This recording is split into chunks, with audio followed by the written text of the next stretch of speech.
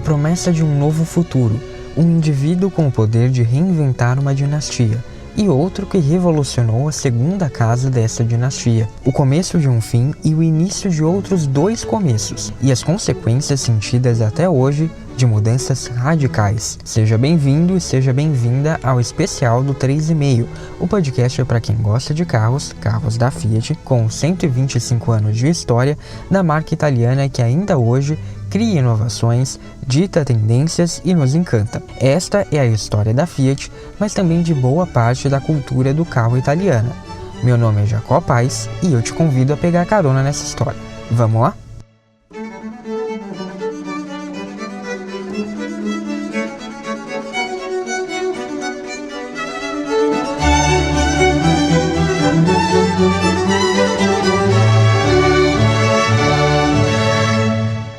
O Salão de Genebra de 2004 foi diferente para a Fiat.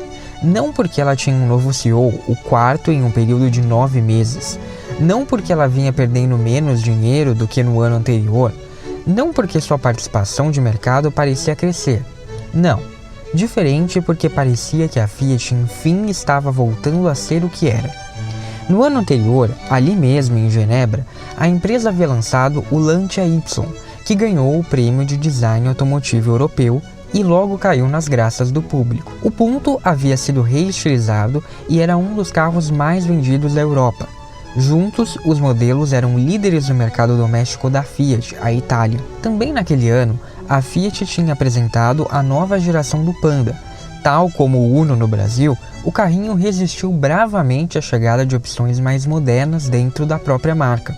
Nos anos 90, a Fiat lançou os compactos Cinquecento, que tinha apenas o tamanho diminuto em comum com o 500 de 1957, e o Seicento, menores do que o Panda, e o compacto mais velho continuava à venda com o estilo de carro dos anos 80, em plenos anos 2000, enquanto a marca já tinha trocado a sua gama, que surgiu na mesma época do Panda. O Uno saiu para a chegada do Punto, e o ritmo foi trocado pelo Brava, e depois pelo estilo. Mas tudo mudou em setembro de 2003, após 23 anos, quando o Panda enfim ganhava sua segunda geração. O carro estava mais espaçoso graças ao tamanho maior, mais versátil graças à adoção de 4 portas e mais diferente, com teto alto que lhe dava um ar de mistura de SUV com minivan, inclusive com posição de dirigir elevada e câmbio no painel. O lançamento foi bem aceito e a Fiat começava aquele Salão de Genebra de 2004 já com uma vitória. A nova geração do Panda foi eleita na cerimônia de abertura do salão o carro do ano na Europa, um prêmio que há muito tempo não era concedido a um modelo da Fiat. Até 2003, a marca tinha ganhado 7 prêmios, sem contar o pódio em outras ocasiões ou as outras marcas do grupo. Ou seja, já era uma recordista. Mas o último prêmio era de 96, quando a dupla Bravo e Brava havia vencido. Para uma montadora que emplacou diversas vitórias consecutivas, fazia tempo que ela estava apenas batendo na trave, e a segunda geração do Panda enfim levava o troféu.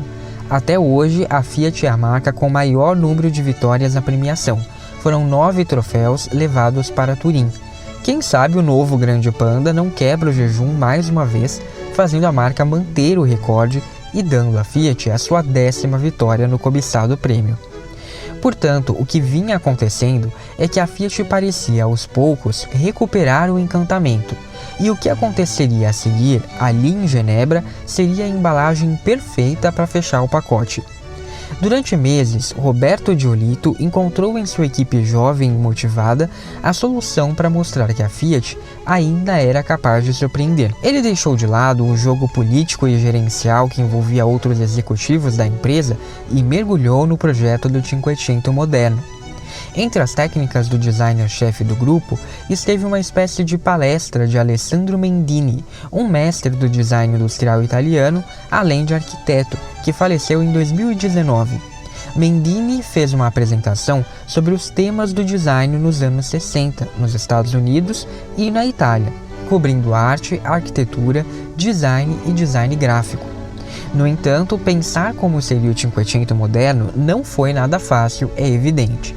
O design original de 57 era de Dante Giacosa, que criou não apenas a nova Cinquecento, como também seu antecessor, o Topolino dos anos 30, além de vários outros Fiat icônicos, como 600, 8V, Dino e Centoventotto. Mas a nova Cinquecento, sem dúvida, era sua obra-prima, pela qual venceu o prêmio com Passo d'Oro em 1959. Giolito descartou muitas ideias e muitos esboços, porque não queria que o novo carro ficasse preso ao modelo original. E é claro que quando se tem um carro icônico como o Cinquecento, é natural que muitos projetem as suas paixões mais particulares a respeito do design da máquina, querendo manter isso ou aquilo numa releitura. No fim, Giolito sabia que tinha um bom resultado em mãos. A questão é, qual seria a reação do público e da imprensa? Talvez a empolgação do Detroit News, um jornal local daquilo que era até então o centro da indústria automobilística, resuma bem. Abre aspas. Se esta for a onda do futuro, mal podemos esperar. Fecha aspas. Sim, o carro com jeito de urso de pelúcia havia agradado até mesmo aos americanos, que só se empolgavam com carrões truculentos e beberrões. O protótipo foi estampado em todos os jornais, ganhou nota da imprensa automotiva de todo o mundo e, apresentado na cor branca, que naquela época não era uma cor da moda, brilhou em meio aos SUVs e sedãs executivos pratas das marcas alemãs. Um dos estagiários teve a ideia de espalhar pelo stand diversos ícones do design industrial italiano, como móveis e eletrodomésticos clássicos, escancarando a relação do conceito com o espírito da criatividade italiana. O Trepiuno apresentava uma solução inteligente para levar 3 adultos mais um, sem que ninguém se sentisse desconfortável dentro de seu interior diminuto. Os bancos dianteiros tinham trilhos maiores e os traseiros eram rebatíveis, aumentando o espaço ou o conforto conforme a necessidade de cada situação. O carro fofo fez a Fiat ganhar o Salão de Genebra daquele ano, um feito notável para um carro compacto de uma marca em crise e de uma empresa cuja falência era dada como certa por seus pares. E ele colocava o nome da marca lado a lado com a ideia de modernidade. No entanto, mais do que tudo, a apresentação do Trepiuno deixava nítido o que a Fiat queria ser no futuro. Os rumores de uma possível venda da Fiat Auto, responsável por concentrar as marcas automobilísticas do Fiat Group, só cresciam. Umberto Agnelli, o irmão de Gianni Agnelli, assumiu o comando da empresa e era visto como defensor dessa medida para equilibrar os negócios da família. Mas, por outro lado, Umberto era fã da unidade de negócios que fazia automóveis e o deixava empolgado. Ali, no Salão de Genebra, o Trepiuno reforçava a declaração de Umberto de que o grupo fabrica carros, veículos industriais, tratores e equipamentos de construção.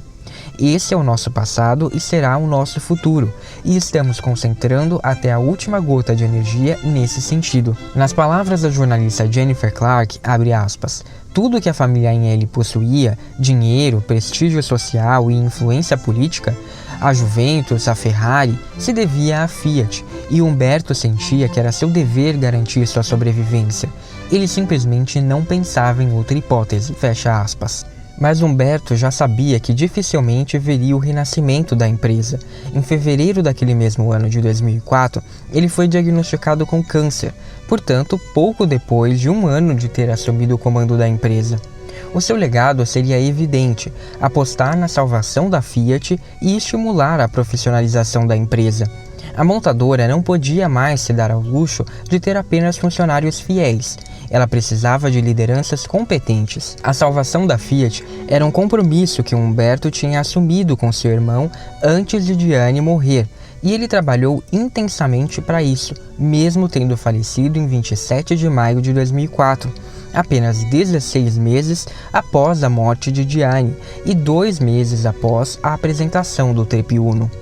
A morte de Umberto pegou muitos de surpresa e foi um baque adicional. Embora a Fiat começasse a dar sinais de que iria se reerguer, perder o seu principal líder foi, além de doloroso, preocupante.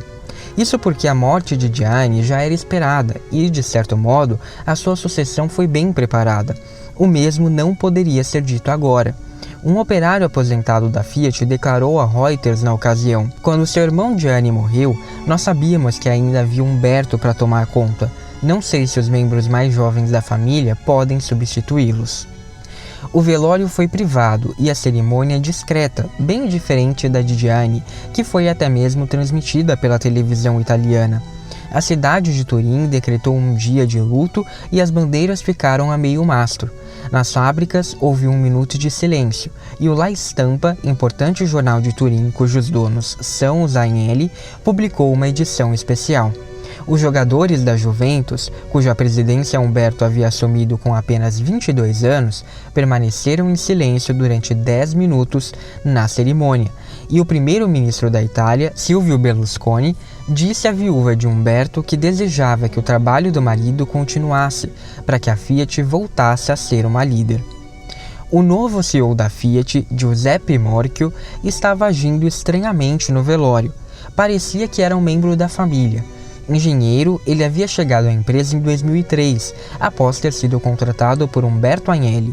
Morchio tinha 56 anos e fez carreira na Pirelli, ajudando-a a se transformar numa líder global em seu segmento.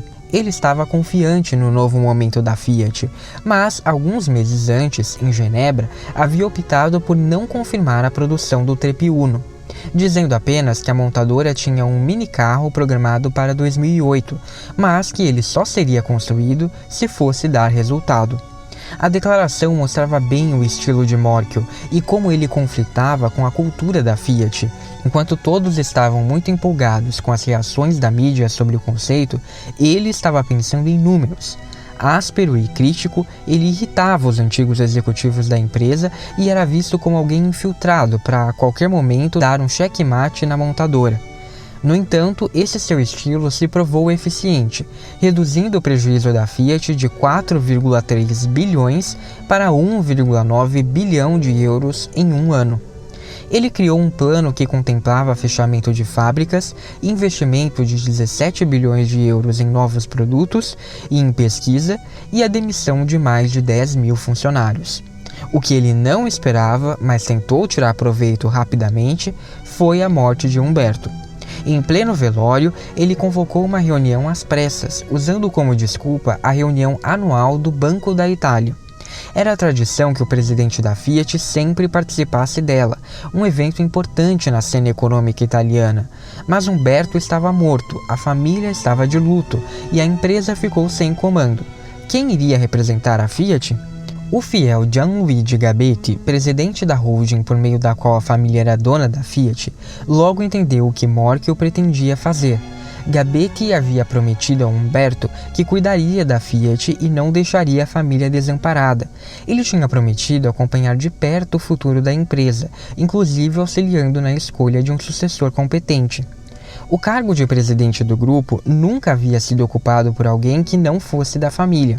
A ideia era sempre ter um presidente e um CEO, o primeiro representando os interesses dos Agnelli e o segundo comandando as operações da empresa. Mas agora, Morchio pretendia se aproveitar da situação para cavar uma promoção, com a desculpa de que isso fortaleceria a recuperação da empresa. Gabetti, que beirava os 80 anos, era praticamente um membro honorário da família e agiu rápido. Ele estava preocupado, pois se Marco assumisse a presidência do grupo, poderia fazer o que bem entendesse sem que ninguém da família fosse consultado.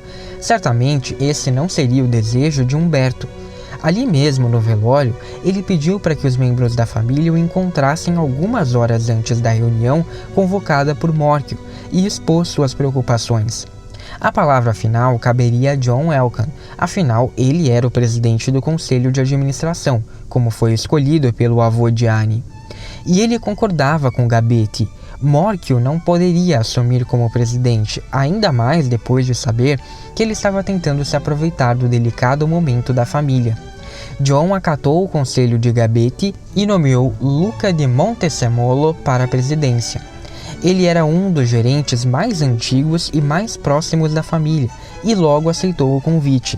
Mais tarde ficaria conhecido principalmente pela liderança da Ferrari. John, complementando a trilha para assumir cada vez maior protagonismo, seria o vice-presidente. A ideia era manter Morchio como CEO, afinal ele estava conseguindo bons resultados. Porém, Morchio não reagiu bem. Saiu às pressas da reunião, pegou o helicóptero e se demitiu por fax algumas horas depois. E agora, quem comandaria as operações da empresa? O próximo CEO que assumiria a Fiat estava, naquele momento, em Genebra, trabalhando em uma empresa de inspeção de qualidade, a SGS, um dos maiores investimentos da família Agnelli depois da Fiat. Esse homem já estava no radar de Gianluigi Gabetti, pois fazia parte do conselho da montadora. Umberto foi quem identificou o potencial do comandante da SGS, convidando-o para o conselho da Fiat em 2003. Esse executivo era famoso na Suíça pelo seu estilo peculiar e por ter alcançado resultados surpreendentes em seus empregos anteriores. No entanto, ele não tinha experiência na indústria automotiva e, embora fosse ítalo-canadense, não era conhecido na Itália. Esse executivo era Sergio Marchionne. Embora John Elkann, o herdeiro escolhido por Gianni Agnelli para comandar os negócios da família, não se sentisse pronto para assumir a presidência, ele estava ativamente envolvido na administração das empresas. E uma semana antes da morte de Umberto Agnelli, em 2004, ele fez uma viagem. John voltou a Genebra, na Suíça, para encontrar com aquele que seria o CEO da Fiat em mais alguns dias. Portanto, quando a família se reuniu e decidiu se antecipar à vontade de Morchio de assumir a presidência, John e Gabetti já tinham um plano B caso o então CEO da Fiat não aceitasse a nova estrutura de comando. Esse plano B seria Sergio Marchionne, que já havia conversado com John e aceitado o possível desafio. Na conversa de Elkann com Marchionne, os contrastes ficaram evidentes. John era alto, magro, vestido com elegância e de poucas extravagâncias, aparentemente tímido e herdeiro de um império automobilístico. Marchionne, por sua vez, era desgrenhado, polêmico, de fala enérgica, um ítalo-canadense que não era de Turim, não era um velho conhecido dos Agnelli e que nunca teria pensado em comandar um negócio como a Fiat. Mas a dupla se deu bem. Eles conversaram sobre o futuro de John, que agia como quem não queria nada. De repente, ao fim do jantar, ele soltou a bomba. O convite para que Marchionne assumisse a Fiat e passasse a ser o seu novo CEO. Apenas algo como isso poderia deixar alguém como Marchionne sem palavras. Ele era membro do conselho administrativo do grupo e sabia os detalhes de quão delicada era a situação da Fiat. Ele tentou fazer com que o jovem Agnelli mudasse de ideia, pois pensava que trocar de CEO pela quinta vez não seria exatamente o que a empresa precisava. John explicou que desconfiava que Morchio tentaria assumir a presidência e se aproveitar do momento delicado da família, que sofria com os últimos dias de Umberto. Mas, na visão de Marchionne, a Fiat precisava fazer com que o trabalho de Morchio desse certo e ponto final, mesmo que as metas do executivo estivessem longe de serem alcançadas, embora a situação passasse por uma leve melhora. Ele teria dito a John: existe um limite ao número de terremotos que uma casa consegue suportar. Ainda assim, a dupla se entendeu, e Marchionne assumiria o cargo se fosse preciso. E, alguns dias depois da conversa, mais um terremoto atingiria a Fiat. A morte de Umberto Agnelli deixou evidente para Marchionne que algo iria mudar, e ele muito provavelmente estaria envolvido nisso. A qualquer momento, o telefone poderia tocar e Marchionne teria de conversar com John Elkann. Mais tarde, o executivo iria declarar: "Foi a decisão mais emocionante da minha vida. A Fiat é uma instituição. Quem é italiano não diz não à instituição." Em 1º de junho de 2004, a Fiat divulgou um breve comunicado. O Conselho dos Diretores, reunidos hoje sob a presidência de Luca Cordeiro di Montesemolo, nomeou Sergio Marchionne, o qual faz parte do Conselho desde maio de 2003, seu CEO. O novo comando da empresa era formado, portanto, de improviso. O presidente não era membro da família e foi escolhido às pressas. O CEO não tinha histórico na indústria e não era um nome de confiança da família. E a família, por sua vez, se via comandada por um jovem líder em formação. No entanto, era esse time improvável que salvaria a Fiat. Isso porque Marchionni tinha o perfil que a Fiat precisava. Ele era duro e rígido, mas compreendia o que motivava as pessoas. Ele entendia de números, mas tinha a paixão tipicamente italiana correndo em seu sangue. E a educação em diferentes países e culturas o aproximava da própria vivência de John Elkann. Marchionni nasceu na Itália, filho de um policial italiano e uma dona de casa croata. Depois da Segunda Guerra Mundial, quando tinha 14 anos, a família se mudou para Toronto, no Canadá. Os pais eram severos e prezavam muito pela educação do garoto, que aos 16 anos passou a estudar em casa, pois era um rebelde e não se adaptou ao ritmo das escolas canadenses. Entre seus hobbies estava a paixão pelo pôquer. Aos 18 anos, já ocupou uma primeira posição de liderança em uma instituição bancária e não parou mais. Quando chegou à Fiat, uma das primeiras coisas que Marchionni fez foi sair do escritório e ir à fábrica de Mirafiori. Ele batia de porta em porta, falava com as pessoas e perguntava o que elas faziam ali. Ele não se apresentava e não fazia cerimônia, e o que ninguém sabia é que ali, durante aquelas conversas, ele estava fazendo entrevistas para descobrir quem seriam os seus homens de confiança, os novos gerentes da Fiat. Ele dava início ao fim da cultura que reinava na empresa, a de que os CEOs decidiam tudo sozinhos e tinham poder supremo. Ao fim do processo, nas palavras da jornalista Jennifer Clark, a Fiat de Marchionni perdera partes de sua pele piemontesa de 100 anos de idade como uma múmia que recebe uma bela esfoliação. Da noite para o dia, Marchionni se livrou de funcionários que se sentiam derrotados e os substituiu por jovens gestores que não tinham muito a perder. A primeira mulher a comandar um cargo na alta diretoria da Fiat foi nomeada por Marchionni. Ele criou então uma estrutura que existiu ao menos até o fim da FCA, o Conselho Executivo do Grupo, ou GEC na sigla em inglês. Esse conselho era composto por aqueles que tomavam a decisão dentro dos diferentes setores da empresa, incluindo outras unidades de negócio como Iveco, Texid ou CNH. Com isso, ele queria aumentar a sinergia do grupo e tomar decisões mais ágeis. A Fiat perdia milhões de euros todos os dias quando Marchionni chegou e não havia mais tempo a perder. Em 1º de setembro de 2004, a Fiat já apresentava uma estrutura completamente diferente. Agora, as marcas da Fiat Auto tinham uma integração maior e os projetos não eram mais tocados apenas por engenheiros fanáticos por carros. Não, o projeto passava por todos os setores da empresa. O marketing precisava definir qual seria a meta de vendas e a estratégia de produto antes mesmo de o projeto ser lançado. E a Fiat precisava de novidades o quanto antes. Mas a grande aposta de Marchionni ainda estava por vir. E ela não era simplesmente um novo modelo capaz de conquistar o público como o grande ponto. Ela era um blefe contra a maior empresa automobilística do mundo, a General Motors. Se na Europa a chegada de Sergio Marchionni ao comando da Fiat foi essencial para a revitalização do grupo, no Brasil o mesmo pode ser dito de Cledorvino Bellini. Bellini foi o primeiro brasileiro a assumir a presidência da Fiat no Brasil em 2004 e até hoje é um dos únicos dois a ocupar o cargo. Desde a inauguração, em 1976, a filial era comandada por italianos, o que voltou a ocorrer em 2018. E até a chegada de Emanuele Capellano no ano passado, Bellini também era o único líder da Fiat no Brasil a não ter formação de engenheiro, já que se formou em administração pela Universidade Mackenzie em São Paulo.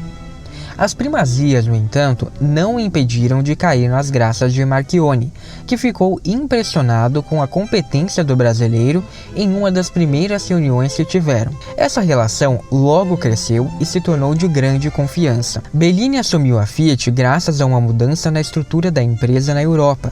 O novo presidente executivo da divisão de automóveis, Herbert Demel, que deixou a presidência da Volkswagen no Brasil para assumir a rival, convidou o presidente da filial da marca italiana para um posto na Europa.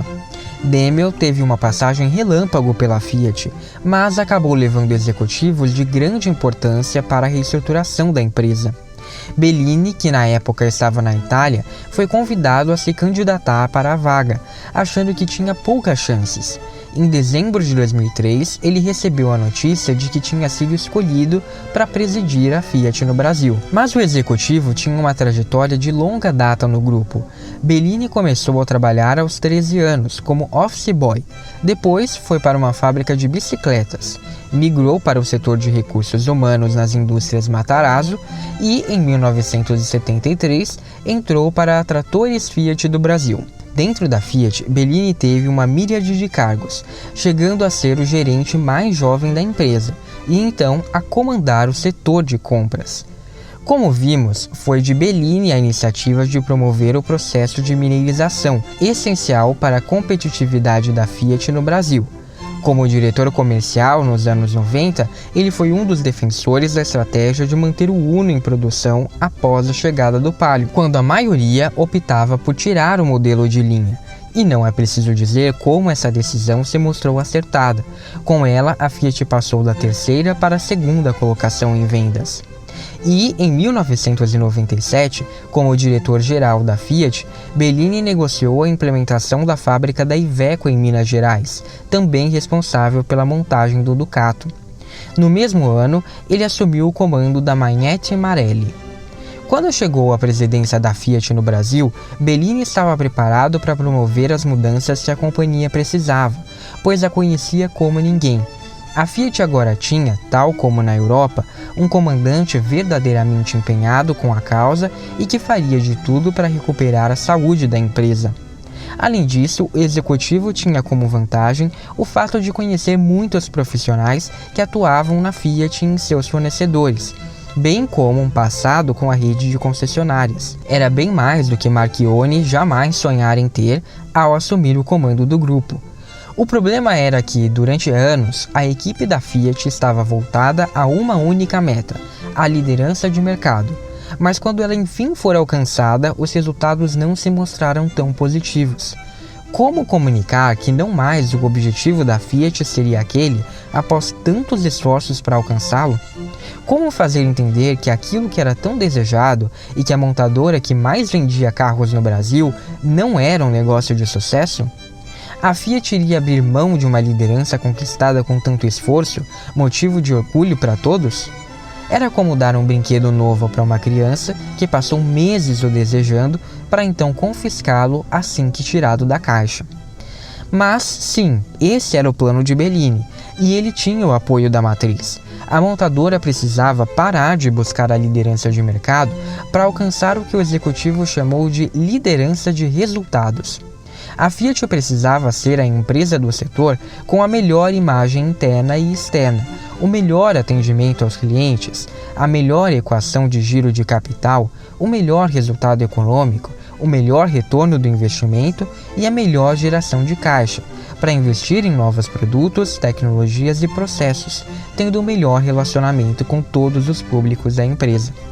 Essa seria a nova liderança almejada pela Fiat e, se fosse preciso, teriam de abrir mão da liderança em vendas. Foi um choque.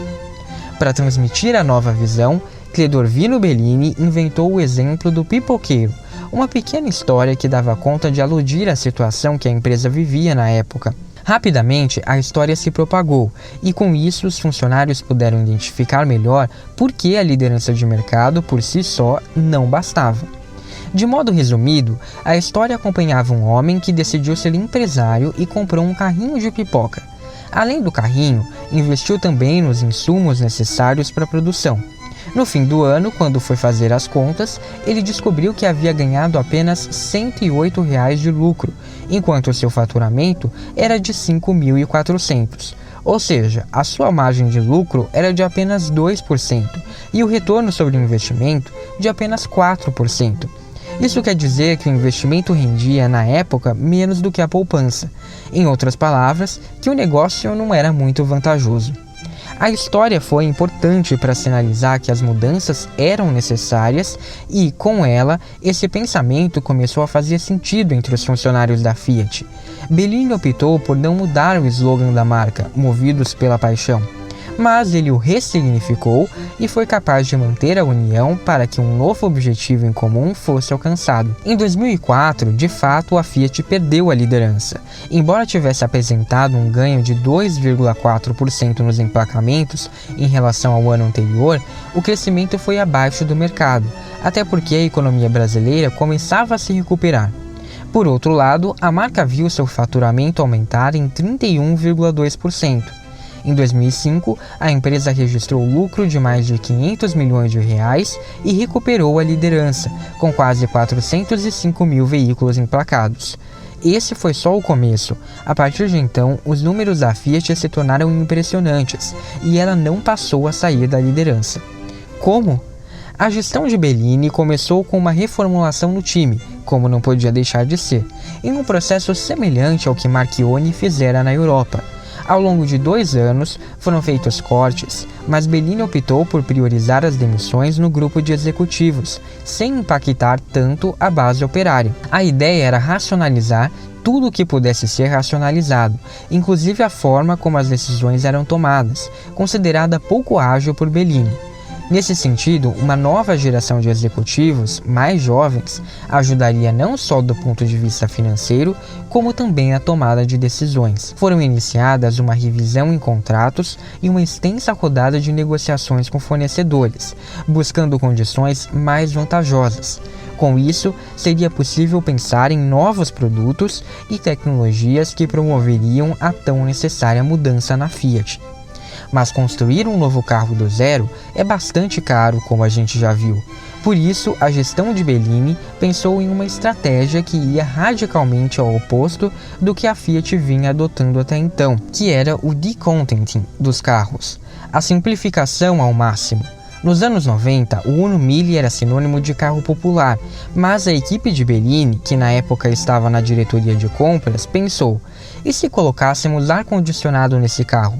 Muitos colegas acharam a ideia absurda, é evidente, até porque não fazia sentido nem do ponto de vista financeiro, nem tecnológico.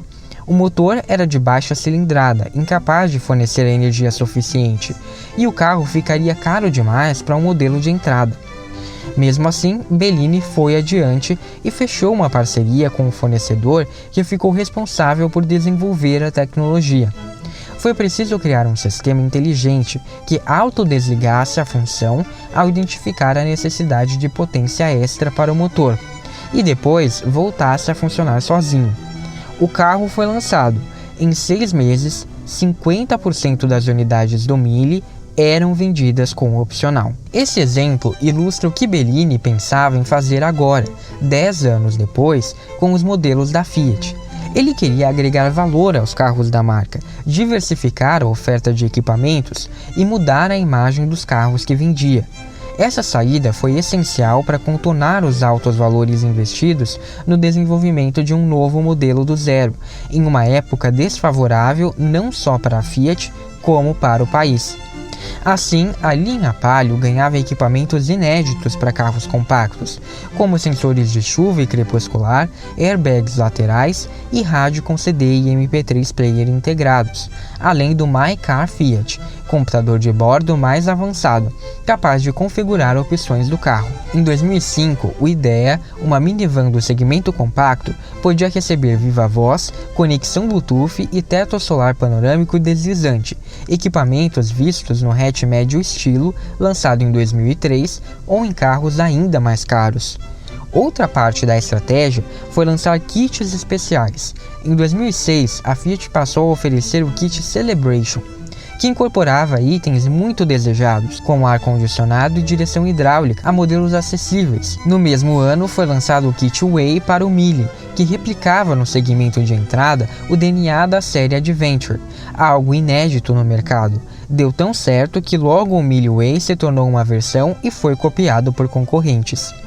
Assim, a Fiat agregava a tecnologia a um segmento ausente de luxos, diferenciando seus modelos em relação ao que existia no mercado e apostando no lado aspiracional da compra, algo muito forte nos compradores brasileiros. Nas palavras de Bellini, presentes no livro A Virada Estratégica da Fiat no Brasil, Abre aspas. Talvez nos Estados Unidos, por exemplo, se você disser para alguém meu carro tem um sensor de chuva, isso não tem o mesmo valor que no Brasil. Esse item cria um diferencial para certos consumidores, e esse diferencial tem relação com o apelo aspiracional. Eles sentem orgulho de possuir um veículo com determinados equipamentos, acessórios ou componentes tecnológicos. Fecha aspas.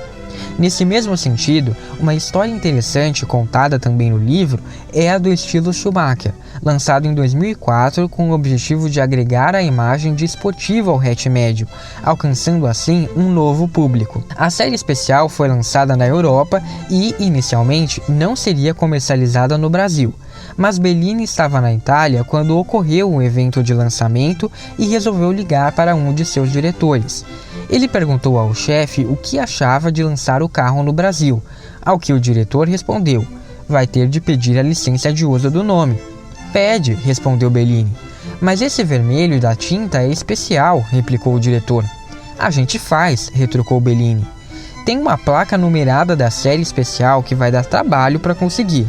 E a roda desse carro só tem na Itália, arrematou o diretor. A gente importa. 60 dias, ok? É esse o prazo, concluiu Bellini. E o estilo Schumacher foi lançado no Brasil. Ajudava o fato de Bellini gostar de carro e ter um carinho muito grande pela Fiat. Além disso, a marca já tinha um histórico de importantes inovações, como bem sabemos. O hatch fez tanto sucesso que, mais tarde, a Fiat acabou lançando uma versão inspirada na série, a Sporting. Esta, por sua vez, não só deu certo no estilo, como se espalhou por toda a gama de hatches da marca, além de ir parar na Estrada, na Idea e até no Siena. Esta capa ilustra nossa situação hoje. Acredito piamente na chance de relançarmos a empresa. Se me acompanharem, verão que, dentro de 3 anos, esta mesma revista trará o Cinquecento do lado certo. Essa foi a fala de Sergio Marchionne em uma das primeiras reuniões da Fiat com a casa arrumada. A capa a qual o executivo se referia era da revista Fortune, de janeiro de 2003, que dizia Arrivederci Fiat. As perdas se acumulam, os trabalhadores cruzaram os braços, a diretoria está revoltada, a Fiat deixará o setor automobilístico? Na parte de baixo, uma foto do Cinquecento de cabeça para baixo. Marchionne tinha se livrado de gerentes, promovido jovens talentos e reorganizado a estrutura da empresa. Agora, ele pedia que seus novos executivos ousassem e assumissem riscos para fazer a Fiat parar de perder dinheiro todo dia. Mas, afinal, por que a Fiat perdia tanto dinheiro? Quando um modelo fracassa, a montadora não perde apenas os bilhões que investiu na fase de desenvolvimento. Por si só, um problemaço. Ela perde dinheiro enquanto ele se transforma num embuste encalhado nas lojas, parado nos pátios das fábricas, enquanto concorrentes se aproveitam do fracasso alheio. E por ser um processo custoso e que demanda tempo, esse embuste ficará lá por um longo período, até que a empresa faça uma nova aposta e gaste rios de dinheiro para lançar um novo modelo, que, quem sabe, possa ser um pouco mais exitoso. Ou seja, quando um projeto fracassa, ele continua dando prejuízo ao longo de toda a sua vida. E, naquele momento, a Fiat tinha fracassos em todas as suas marcas. Antes de Marchionne chegar, a vida no grupo era assim. Cada marca era uma espécie de reino diferente, com a sua corte de comando tendo laços sanguíneos em comum com outros reinos. Mas cada uma das famílias se dizia independente, fazia as próprias compras e contratações, tinha finanças separadas e criava seus filhos sem verem os primos. Um engenheiro que entrou na Fiat em 2004 fez a seguinte observação à jornalista Jennifer Clark, abre aspas, eles não dividiam nem sequer um parafuso, fecha aspas. Na Volkswagen, um Golf e um Audi A3 podiam dividir tudo, de porcas e parafusos a unidades de aquecimento, maçanetas e retrovisores. Já na Fiat, nada disso acontecia. Em 2001, o estilo dividia exatamente 0 peça com outros modelos do grupo. Isso elevava os custos, aumentava a burocracia e tornava a administração das marcas pouco eficiente. Marchionni tomou a decisão de eliminar as unidades de negócio, porque elas eram um dos principais motivos para a Fiat perder milhões de euros todos os dias, e revisou o processo de aprovação para novos projetos. Com um orçamento minúsculo, deu início a uma revisão no portfólio e tinha como objetivo lançar novos produtos em tempo recorde, com campanhas publicitárias capazes de mexer com o público. Para isso, adotou um estilo rígido de direção, é verdade, que amedrontou muita gente por suas respostas ríspidas, beirando a grosseria. Jennifer Clark conta em seu livro um caso que dá o tom de como poderia ser uma apresentação feita a Marchionni. Certo dia, um executivo-chefe das concessionárias da montadora reportou orgulhoso: apesar das condições de mercado serem um desafio extremo, consegui melhorar nossa perda de 180 milhões de euros para 120 milhões de euros. Marchionni o interrompe e diz: Ora, vejam só, temos uma pessoa que acorda pela manhã e, enquanto se apronta para trabalhar, se olha no espelho durante o barbear e diz: ótimo, em vez de perder 180 milhões, eu só estou perdendo 120. Enquanto o executivo se empalidecia, Marchionni virou para os demais e completou: não preciso aqui de gente que fica feliz ao perder dinheiro. Quero pessoas culturalmente motivadas a ganhar dinheiro, não a perder. E o que aconteceu com o executivo? Ele foi demitido. Com Marchionni era assim, e o recado estava nítido. Para colocar o seu plano em prática, a Fiat precisava esquecer o que era, fazer picadinho, como ele dizia, e mudar mais rápido, mais rápido. Por outro lado, o executivo também mostrou, ao tomar decisões rápidas e fundamentadas, que não estava para brincadeira, inspirando uma boa dose de funcionários a brigar pela recuperação da empresa. Ele apostava em 3 coisas. Primeiro, em lançar 3 novos produtos que fizessem sucesso: o Grande Punto, o Bravo e o Cinquecento. Depois, que a Fiat não conseguiria pagar aquele grande empréstimo que venceria em alguns meses e era capaz de diluir a participação da família Agnelli na empresa, como a gente viu no episódio anterior. Era preciso lidar com isso. E por fim, aquilo que era a sua grande dor de cabeça: pedir o divórcio para a GM, o ponto mais delicado, pois poderia significar o fim ou a salvação da Fiat. Isso, lógico, se ela não ruísse antes. Como a gente também viu no episódio anterior, o casamento da Fiat com a General Motors tinha uma cláusula curiosa: a opção de venda, ou seja, o direito de poder vender 90% da Fiat Auto à GM. Com ela, Gianni Agnelli pensava ter na manga uma solução para que a família saísse do negócio sem grandes prejuízos. Ainda assim, ele nunca teve a intenção de usá-la.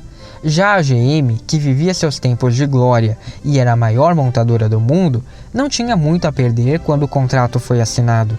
De acordo com o termo, a Fiat poderia utilizar essa opção em mais alguns meses, em dezembro de 2004. Além disso, em 2005, ela precisaria quitar o temível empréstimo com os bancos italianos.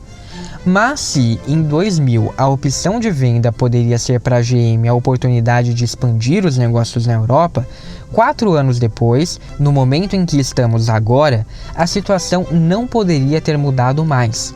A empresa americana se encaminhava para o 4º ano consecutivo de prejuízos no mercado europeu, no qual até hoje a Chevrolet tem dificuldades para se estabelecer.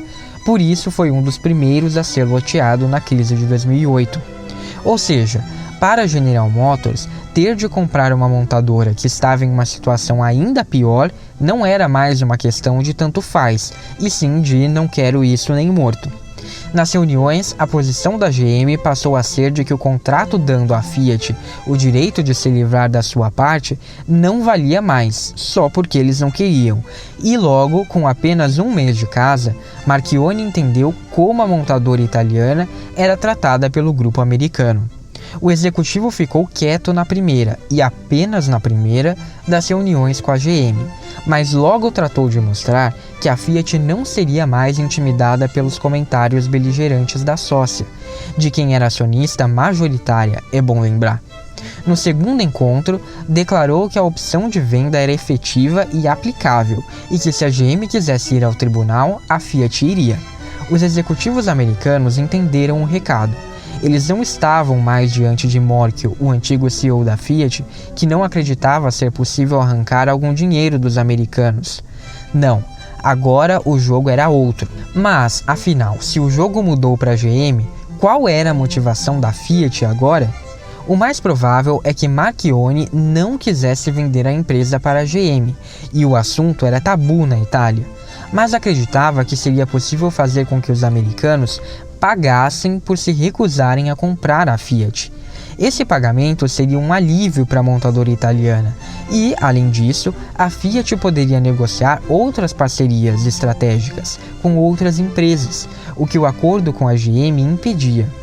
Em outras palavras, Marchionni estava colocando a sua paixão pelo pôquer em prática e dando um enorme blefe. Publicamente, ele passou a fazer declarações que davam a entender que a Fiat tinha sim intenção de passar o bastão para a GM. Por exemplo, após a segunda reunião com os americanos, feita no Salão de Paris de 2004, que não foi nada pacífica, o CEO da Fiat anunciou: "Até onde sei, não haverá atrasos." Ou seja, a Fiat usaria a opção de venda assim que possível, em mais alguns meses. A estratégia era transformar Marchionni em um estorvo para a cúpula da GM na mesma medida em que a sócia se esquivava das negociações. A portas fechadas, no entanto, a Fiat tinha lá suas preocupações. Um processo judicial nos Estados Unidos seria custoso e poderia resultar em um óbvio favorecimento à rival.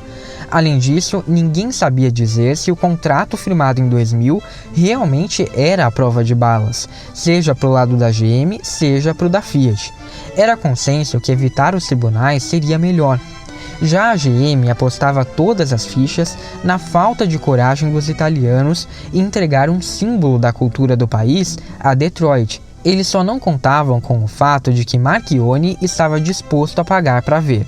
E mesmo John Elkann, o maior interessado em preservar o legado da família, concordava com a postura de Sergio Marchionni. Era parte da estratégia azucrinar os executivos da GM com o tamanho da dívida da Fiat. Os italianos passaram a informar constantemente que logo a empresa amargaria 20 bilhões de dólares em dívidas. Enquanto isso, a General Motors anunciava demissões atrás de demissões na Europa, que passavam dos 10 mil cortes. A extrema carga de pressão sobre a GM começou a soar como uma bomba relógio. Dezembro chegou e as negociações não avançaram.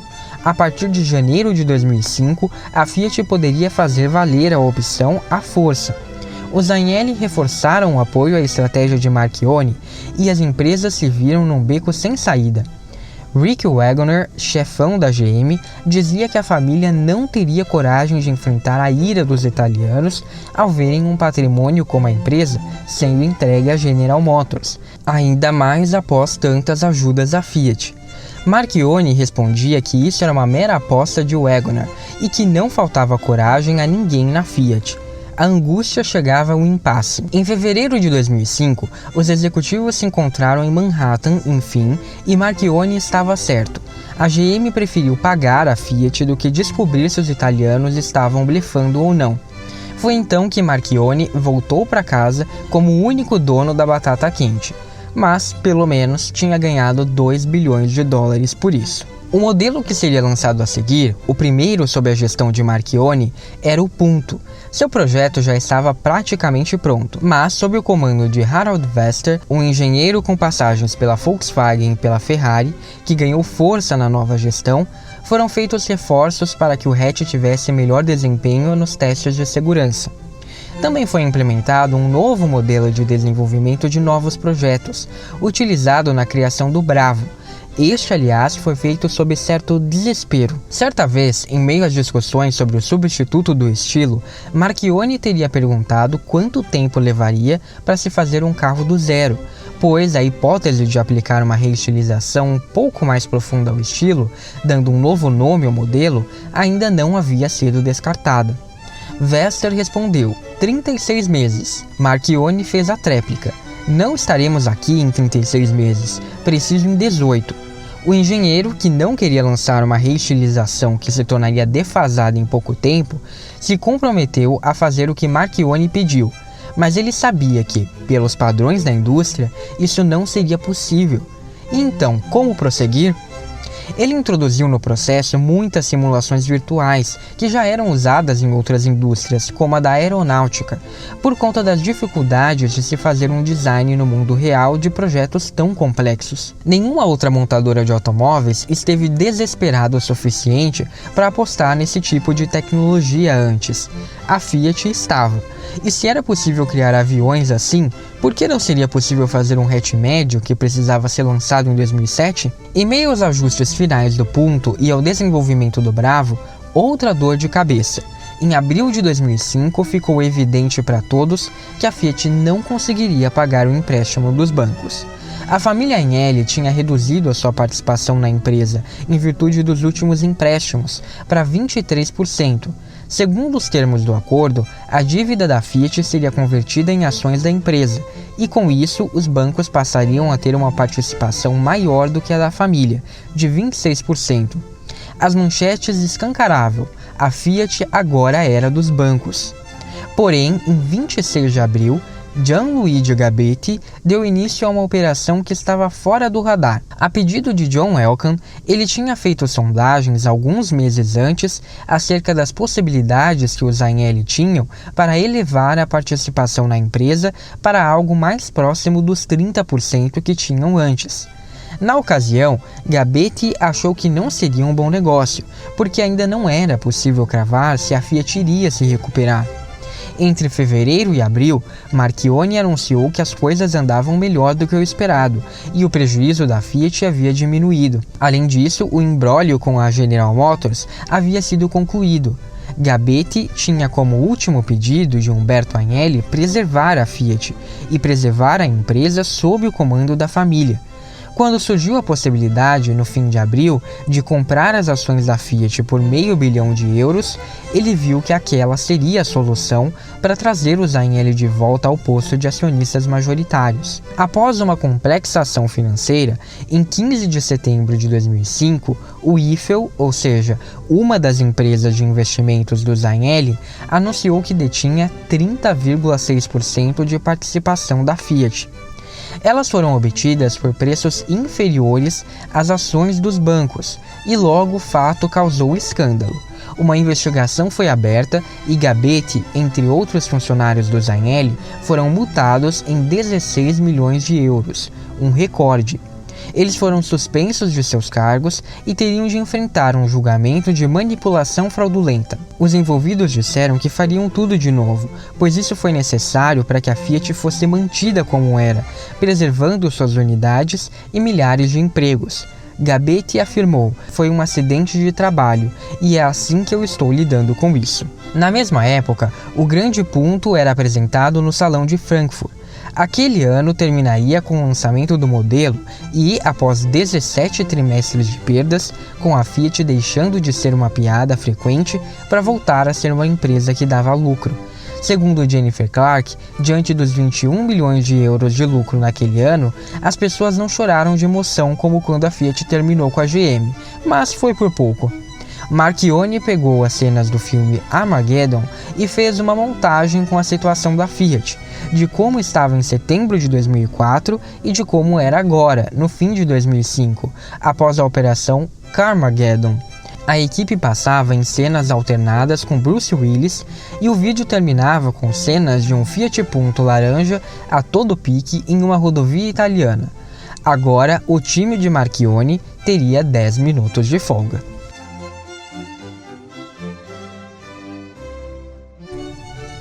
No Brasil, a estratégia da Fiat foi além de entregar maior valor apenas em equipamentos. Embora a tecnologia Flex tenha sido aperfeiçoada pela Magneti Marelli, uma empresa à época da Fiat, não coube à marca estreá-la, mas foi a Fiat que a popularizou ao ofertá-la em 2005 em modelos de entrada, como o Mille e Palio Fire. Até então, as montadoras apostavam na tecnologia apenas para versões e modelos de menor volume. Um ano depois, surgiu o Siena Tetra Fuel, capaz de ser alimentado com etanol, gasolina brasileira, gasolina pura do Mercosul e gás natural.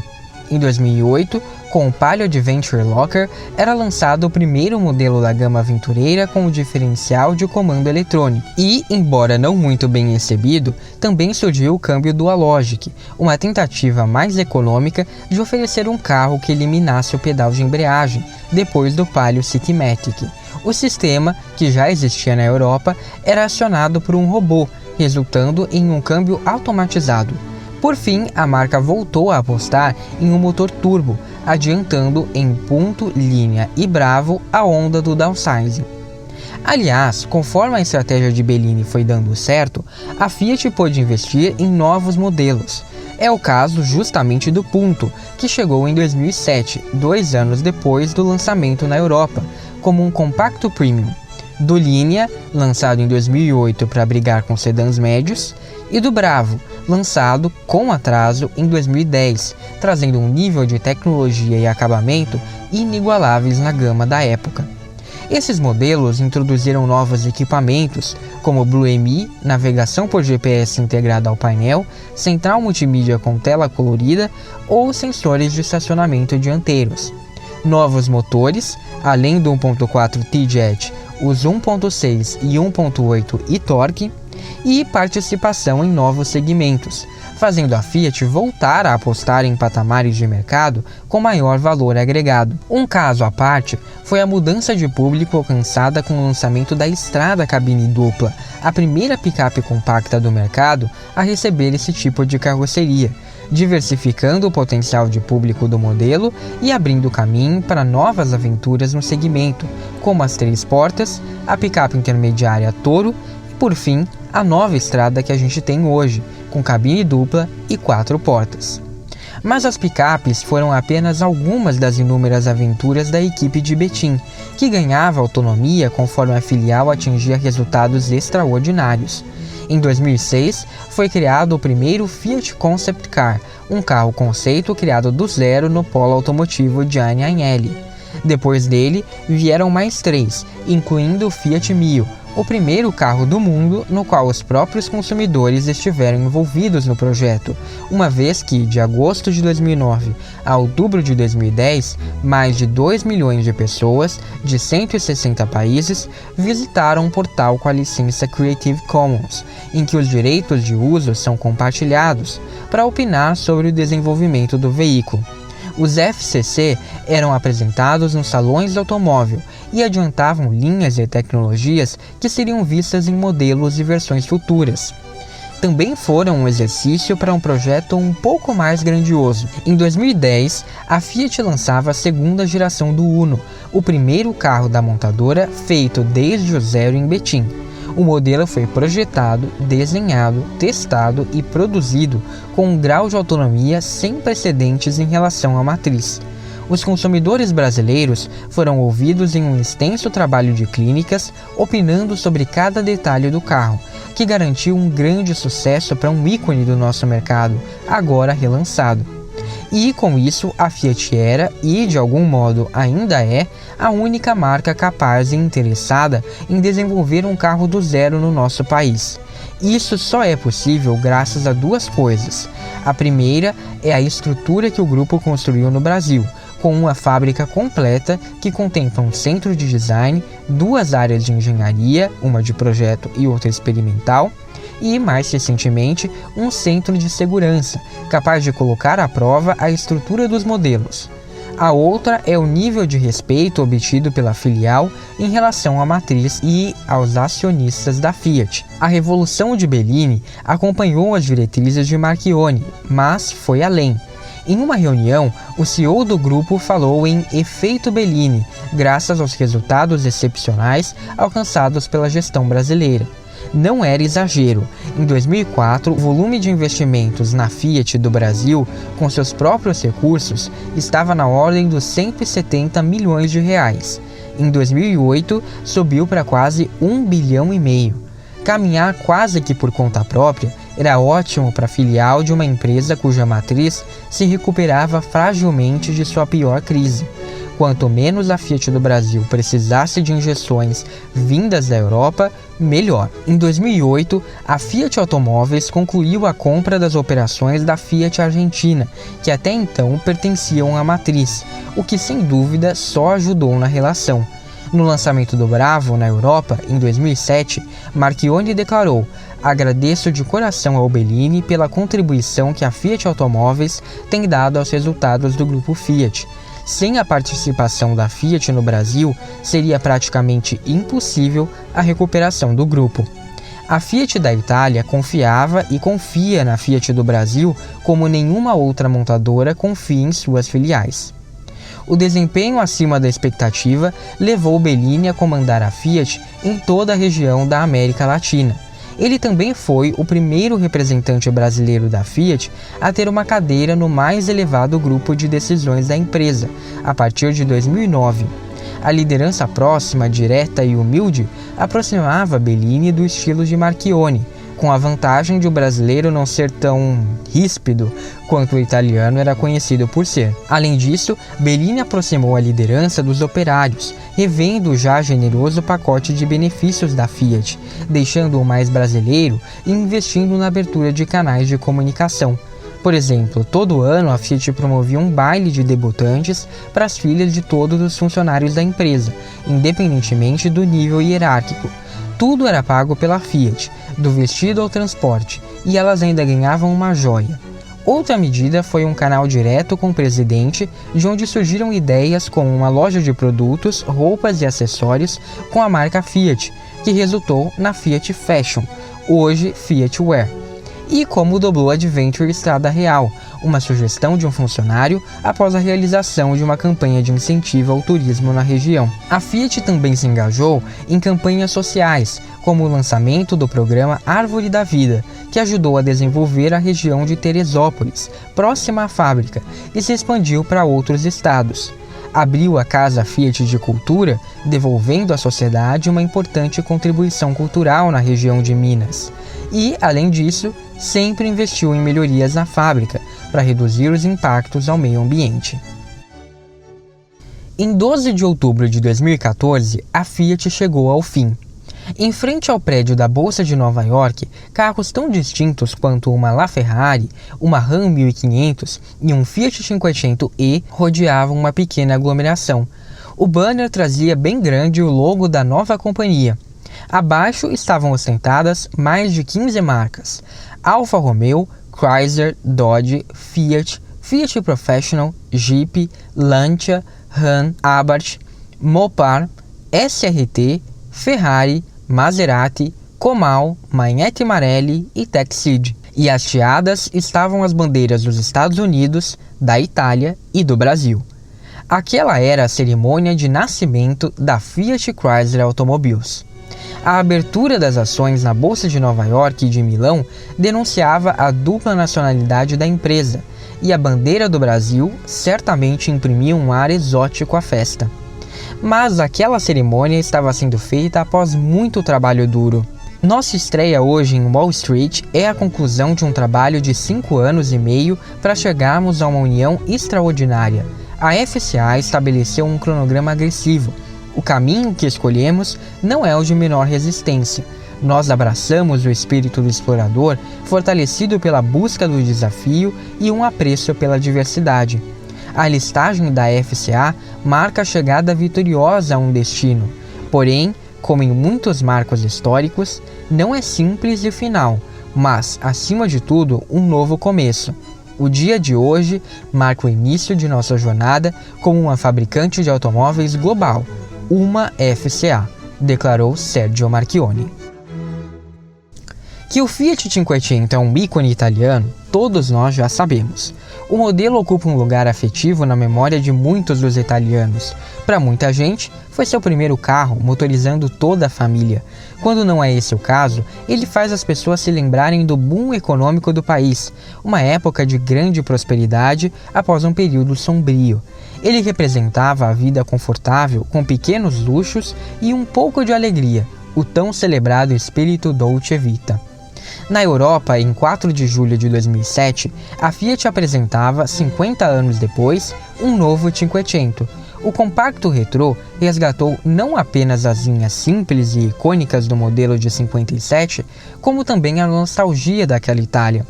Desde a apresentação, a Fiat tentou recriar o ambiente favorável a ela que marcou a geração anterior do carrinho e o imprimiu na história. Agora, com o evento aberto à população de Turim e cheio de cenas que remontavam ao de 1957, a montadora queria imprimir o sucesso do Cinquecento à sua nova fase, a fase de uma empresa recuperada da crise que mostrou que pode se reinventar e voltar a crescer. O primeiro-ministro italiano Romano Prodi declarou na cerimônia: "Vamos nos lembrar do que falaram sobre a Fiat alguns anos atrás e vamos pensar em como ela está diferente hoje. Isso é muito importante para a Itália. E não digo isso como publicidade gratuita, mas por felicidade. Esse carro teve um valor simbólico enorme, o de atualizar uma tradição muito original." Para a jornalista Jennifer Clark, o novo Cinquecento chegava para, abre aspas, ser uma interpretação atual de certo momento da história, quando um país devastado pela guerra e envergonhado pelo passado político, finalmente abraçara o futuro com otimismo. Fecha aspas. Enquanto o papel do novo Cinquecento estava nítido para os italianos, a posição da Fiat, radicalmente mudada, talvez não estivesse. Agora, ela não era mais um conglomerado ambicioso, almejando estar em todos os lugares ao mesmo tempo. Ela era uma montadora de automóveis querendo fazer dinheiro. Ela não mais representava a economia italiana em tudo o que podia. Empresas foram vendidas, cessaram as viagens a Roma pedindo favores ao governo ou simplesmente bajulando. E certamente a Fiat não era mais o Palácio Real de Gianni Agnelli, com toda a sua corte a serviço do rei. Entender o papel da Fiat é entender o que viria a seguir. Pouco mais de um ano depois da apresentação do novo Cinquecento, a indústria automobilística norte-americana estava à beira da extinção. A demanda havia caído drasticamente graças à escassez de crédito. As montadoras gastavam seus caixas concedendo descontos proibitivos. E as 3 grandes de Detroit logo se viram tendo de recorrer ao governo americano como o filho que sai de casa e volta falido. Os casos da Chrysler e da General Motors eram os mais graves. As montadoras estavam muito próximas da falência. E o pior é que o discurso em busca de ajuda não colou com a opinião pública. Até porque pegou muito mal o fato de os executivos chegarem à reunião em que pediriam socorro com seus jatinhos corporativos. As pessoas não queriam sustentar a ingerência dessas empresas em pleno momento de uma forte crise generalizada. No caso da Chrysler, ficou evidente para a equipe de Barack Obama que ela precisava de um parceiro se quisesse sobreviver, e não havia tempo a perder. Por outro lado, também não havia muitos candidatos ao posto. Na verdade, a única pretendente era uma montadora com grande tradição, mas que hoje estava longe de parecer ideal. Afinal, ela mesma não estava muito bem das pernas até pouco tempo atrás. Sem contar que era italiana. Mas era isso, a Fiat era a única candidata. E não apenas isso. A Fiat estava disposta a oferecer suas tecnologias, motores e know-how, mas não estava disposta a pagar pela união com a Chrysler. Sim, os italianos queriam uma participação na empresa norte-americana de graça. Ou, pelo menos, essa foi a impressão que ficou entre os americanos. Esse dilema ajuda a entender por que, à primeira vista, a união com a Fiat foi consideravelmente rejeitada, ou, com um pouco de eufemismo, audaciosa. Uma montadora vista como menor, outsider, especializada em carros pequenos, estaria no comando de um dos colossos automotivos norte-americanos e sem pagar nada por isso. Também ajuda a entender como a Fiat não tinha muito a perder. Caso se saísse bem como se saiu na Fiat, Marchionni teria em mãos uma bagatela, capaz de dar pulsão e tração aos planos de sua empresa como nunca antes, transformando ambas as montadoras em um competidor global. Em meio à transição dos governos Bush e Obama, a Chrysler foi rejeitada pelo Congresso americano e o presidente acabou concedendo um último empréstimo para que a empresa pudesse chegar ao próximo governo. Mas, para isso, foi exigido que o memorando de cooperação com a Fiat fosse assinado. Após a parceria, firmada em 29 de dezembro de 2008, a Chrysler recebeu a injeção de 4 bilhões de dólares. No acordo, havia 3 condições: viabilidade no longo prazo, competitividade internacional e veículos com consumo eficiente. Os próprios diretores da Chrysler passaram a admitir que não conseguiriam nada disso sozinhos. Em compensação, a Fiat tinha as menores emissões de monóxido de carbono em toda a Europa e poderia colocar em prática um plano de viabilidade que cumprisse os padrões para emissões de poluentes e a produção de veículos com tecnologias avançadas. Em outras palavras, a Chrysler precisava de um mix competitivo de produtos dentro daquela nova era automobilística, e a Fiat poderia levá-la a obter avanços significativos. Mas o namoro da Fiat com a Chrysler já vinha acontecendo há algum tempo, e o Brasil foi o culpado.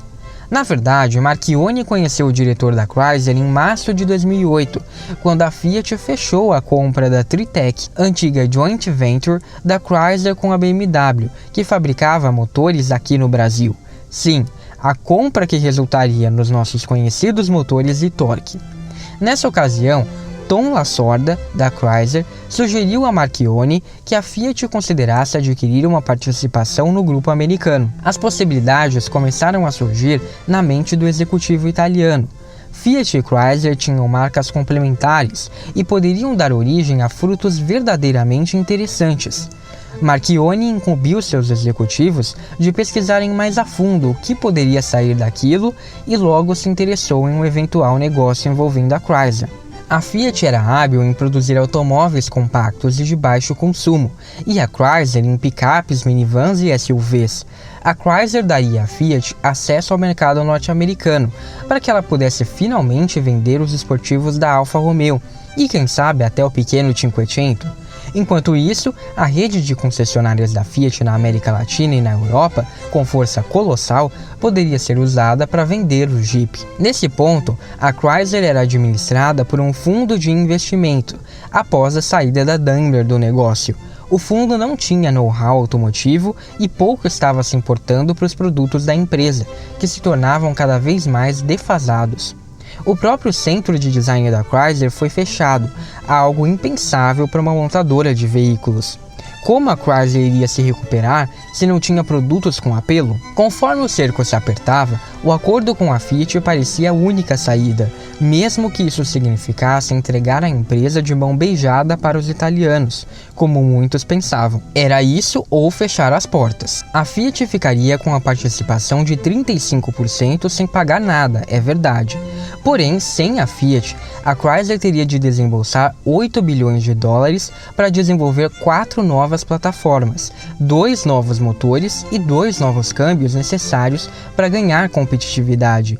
Uma aliança entre a Fiat e a Chrysler pouparia algo entre 4 e 5 bilhões de dólares para desenvolver essas tecnologias, e ainda as teria 2 anos antes. Os próprios funcionários da Chrysler não viam a chegada da Fiat com bons olhos. O motivo? A fusão anterior. Quando a Daimler assumiu a Chrysler, as promessas eram elevadas. Os alemães iriam revolucionar o grupo americano com sua alta tecnologia e seus engenheiros impecáveis. Mas, na prática, não foi o que aconteceu. A Daimler sucateou a Chrysler e pouquíssimos frutos realmente modernos foram lançados pela nova empresa. Os alemães se mostraram receosos em passar tecnologias da Mercedes para os carros da Chrysler, com medo de desvalorizar seus próprios carros. Aquela fusão tão alardeada foi frustrante, E, assim que pôde, a Daimler logo se desfez da Chrysler, deixando-o agonizar em meio a seu momento mais difícil. Já Marchionni sabia que os recordes de crescimento que a Fiat vinha batendo logo seriam afetados pela crise que acontecia nos Estados Unidos. E também sabia que a Fiat era pequena demais para sobreviver a uma nova crise, desta vez global. O casamento com a Chrysler passou a ser visto como algo útil nesse sentido. E é importante ressaltar esse ponto, pois ele mostra que a Fiat estava realmente empenhada em fazer o casamento dar certo, porque ela precisava disso se quisesse continuar sua boa fase em um novo cenário global do negócio automotivo. A Fiat também se preocupava em ter um novo parceiro em nível tão profundo. Afinal, o último que teve, a GM, foi um pesadelo.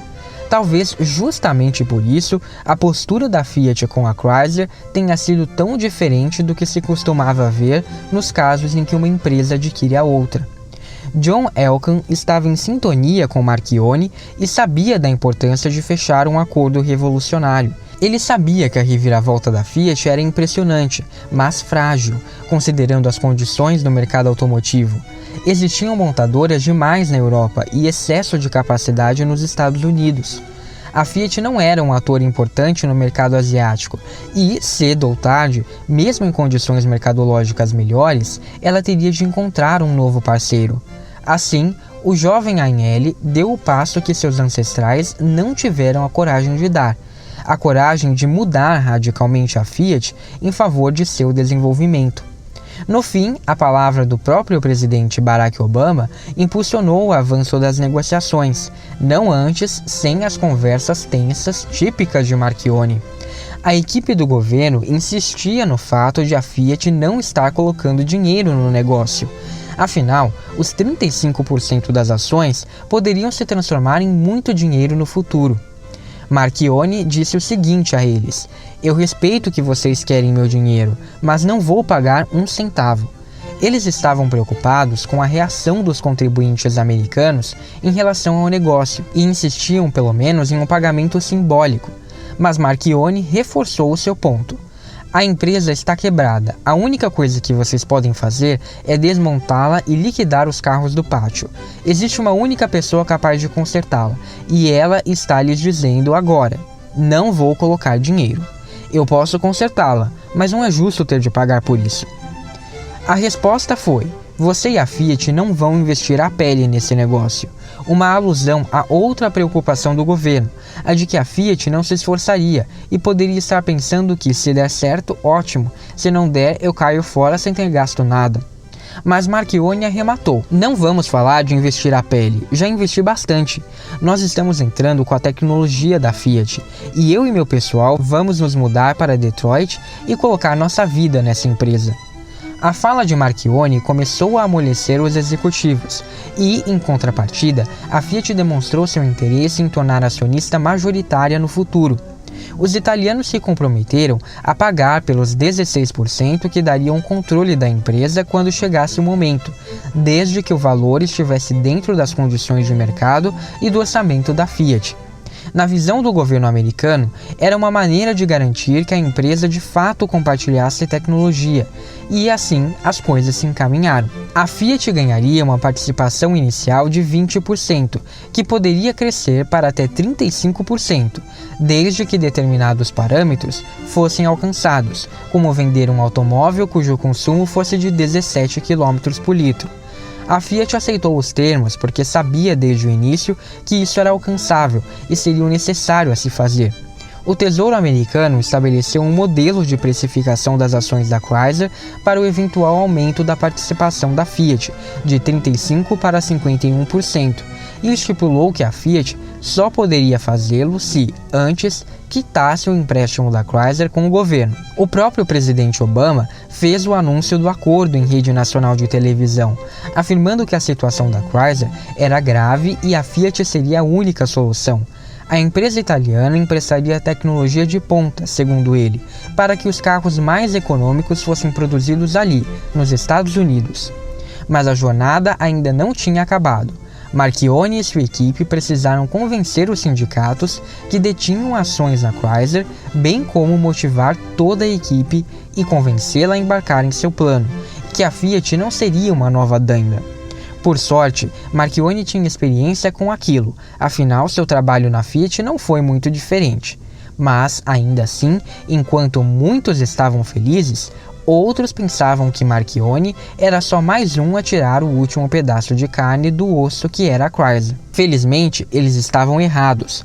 Marchionni iniciou uma manobra semelhante à que fez na Fiat e reestruturou completamente a Chrysler, trocando seus gerentes e mudando a cultura da empresa.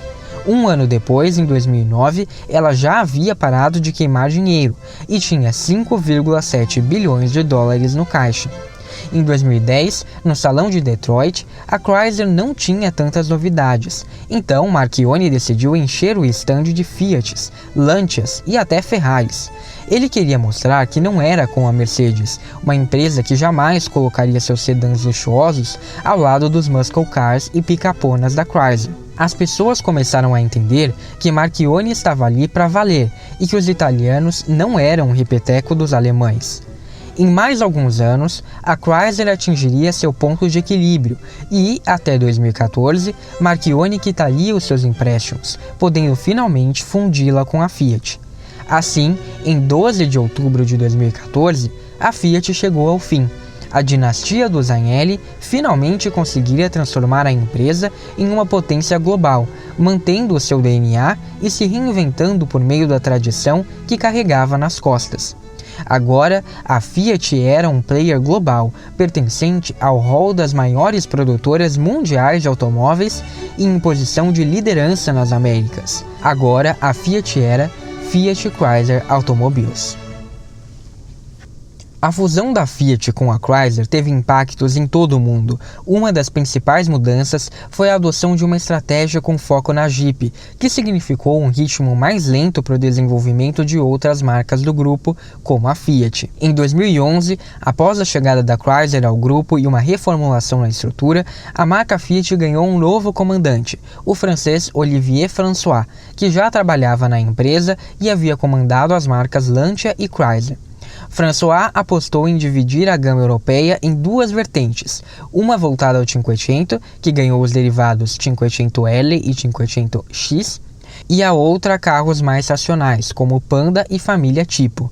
Essa visão, aliada ao foco na Jeep, fez com que a marca abandonasse projetos globais e tivesse um alcance limitado.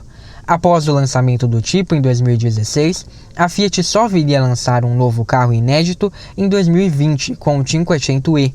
Durante o mês de dezembro de 2023, pela primeira vez a Fiat perdeu a liderança de mercado na Itália e, apesar de ter fechado o ano na liderança, atingiu a menor participação de mercado da história, apenas 11,14%.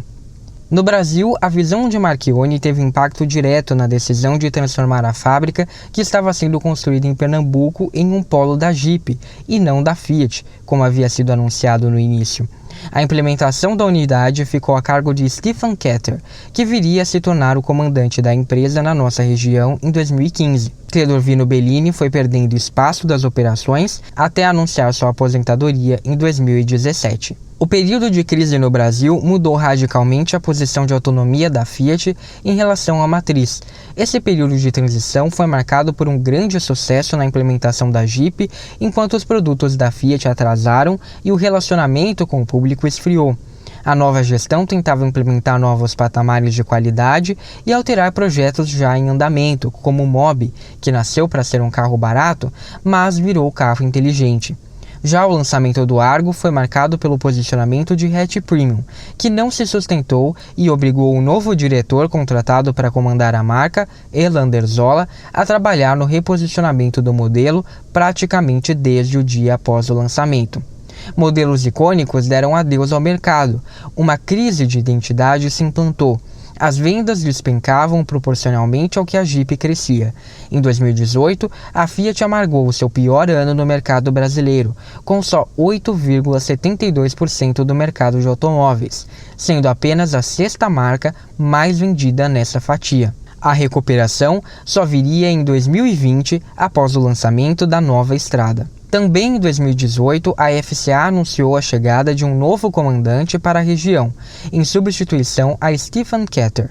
O italiano Antonio Filosa, que comandava as operações na Argentina, aprovou um novo plano de investimentos para o grupo que vinha colhendo os frutos de modelos com maior valor agregado, como Toro, Renegade e Compass. Com isso, a marca italiana passaria a ter 2 SUVs, que não estavam no escopo inicial da Fiat. Em 27 de maio de 2019, o grupo FCA entregou à Renault uma proposta de fusão. Juntas, as duas empresas poderiam formar a terceira maior fabricante de automóveis do mundo. Nenhuma empresa seria majoritária. 50% do novo grupo pertenceria aos acionistas da FCA e os outros 50% aos acionistas da Renault. A proposta seria retirada em 5 de junho de 2019, após uma reação negativa, sobretudo de 2 acionistas da empresa francesa, o governo da França e a Nissan, parceira da Renault, que não estava envolvida no negócio. Em 18 de dezembro de 2019, FCA e PSA anunciam um acordo de fusão para criar a 4ª maior montadora do mundo, unir esforços em sinergias e caminhar para o futuro da eletrificação. O processo seria concluído em 16 de janeiro de 2021, com a criação da Stellantis, tendo Carlos Tavares, comandante da PSA, como CEO, e John Elkann, herdeiro da família Agnelli, como presidente. A família dona da Fiat continua sendo a maior acionista individual da empresa, com 14,4% das ações, controladas por meio da holding Exor e com sede fiscal na Holanda. E assim chegamos ao fim da série de especiais contando os 125 anos da Fiat. Eu espero que você tenha gostado do que ouviu. Se sim, não deixe de compartilhar esses episódios por aí e de se inscrever no canal ou seguir o podcast. Nos próximos dias, a nossa querida marca celebra seu aniversário e revela mais detalhes do que prepara para o seu futuro. Parabéns, Fiat! A gente está na torcida para que o que vem aí seja tão empolgante quanto o que a gente viu até agora. Para este episódio, eu utilizei como base os livros Nos Bastidores da Fiat, A Ousadia de uma Tradição que se Reinventou e Venceu a Crise, de Jennifer Clark, publicado pela editora Saraiva, Fiat, A Revolução que Começou aos 35 km por hora, parte integrante da edição número 185 da revista Quatro Rodas, All the Fiats, publicado pela montadora e a Editoriale Domus em 2007 na Itália, Todos os Fiat, publicado pela Fiat no Brasil em 2011, e A Virada Estratégica da Fiat no Brasil, de Betânia Tanuri e Roberto Patros, publicado pela editora Campos. Também consultei a página com a história da marca no site da iniciativa Stellantis Heritage. Para conferir mais detalhes, acesse o Medium do 3,5 em bit.ly/3,5 podcast. Obrigado por me ouvir, um abraço e até os próximos episódios do podcast ou no @3,5 podcast nas redes sociais.